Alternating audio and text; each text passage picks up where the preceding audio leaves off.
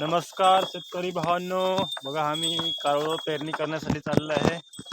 इकडं तुम्हाला दाखवतो बघा कसं घेऊन चाललो आहे मी दिंड.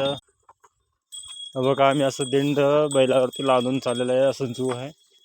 आणि आज कारवळ पेरायचं आहे.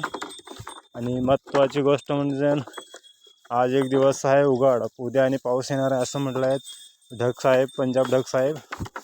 त्यामुळं आज आम्ही कारवळ पेरून घेत आहे. आज काल आणि आज काय काम आहे ते करून घ्या म्हटलं ढग साहेब, पंजाबराव ढग साहेब. त्यामुळे आज आम्ही पेरणी करून घेण्यासाठी आलेलो आहे. बघा तुम्हाला दाखवतो मी रान केवढा आहे ते कारवळ पेरण्यासाठी. आता जो मला जे म्हटलं ना मी कारवळ पेरणी करायचं आहे म्हणून, बघा एवढं रान आहे. बघा किती याला एक तासभर लागतोय. मला आज पेरून घेणार आहे मी. तुम्ही जे चटणी खाता ना कारवळ्याची, ते पेरायचं आहे बघा आज इथं ह्या ठिकाणी. चला पेरू आता सुरू करतो पेरण्यासाठी. आता येटणं लावायचं आहे कुळवाचे. मग आता बी खात घ्यायला पाहिजे. आई येत आहे, मग आता आम्ही पेरणी करतो. आणि तुम्हाला नक्कीच दाखवणार मी कारवळ उठल्यानंतर कसं उठलं. आणि तुम्ही सांगा कमेंटमध्ये नक्की मला पण.